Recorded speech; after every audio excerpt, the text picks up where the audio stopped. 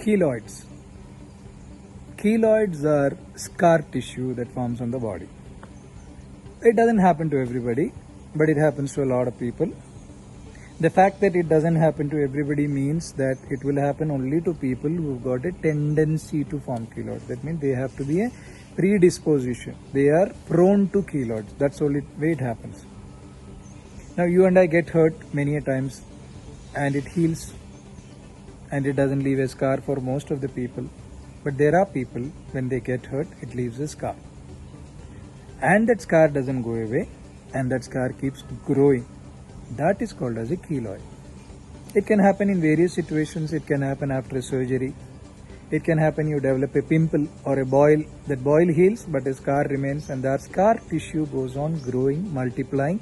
It doesn't know when to stop. That is what is a keloid. Most people who complain of keloid, they get it in their chest. It's a small one, it keeps on becoming big.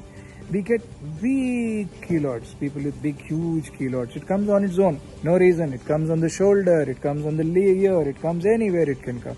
Or sometimes some people are very unfortunate, they get it all over their body. A lot of people after a surgery, when it heals and then the keloid begins to grow. It can cause a lot of problem. It can cause severe pain, it can cause severe itching, it can get infected, it can have oozing, it can have bleeding.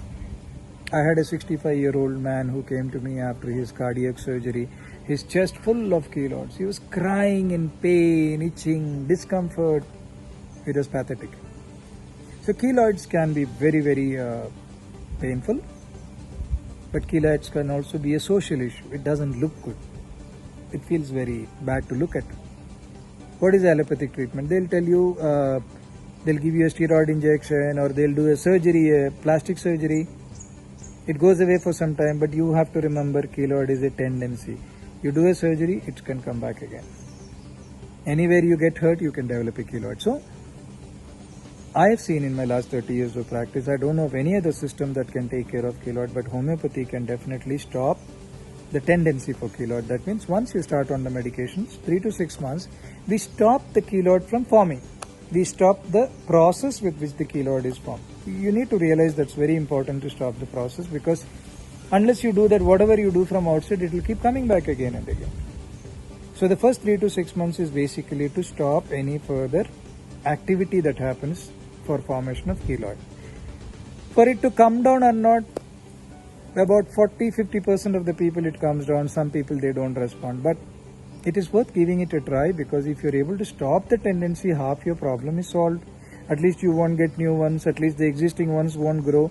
For sure we can help you with the itching and pain. That will definitely come down. Whether the keloid size comes down or not, definitely the pain and itching can be brought down with homeopathic medication.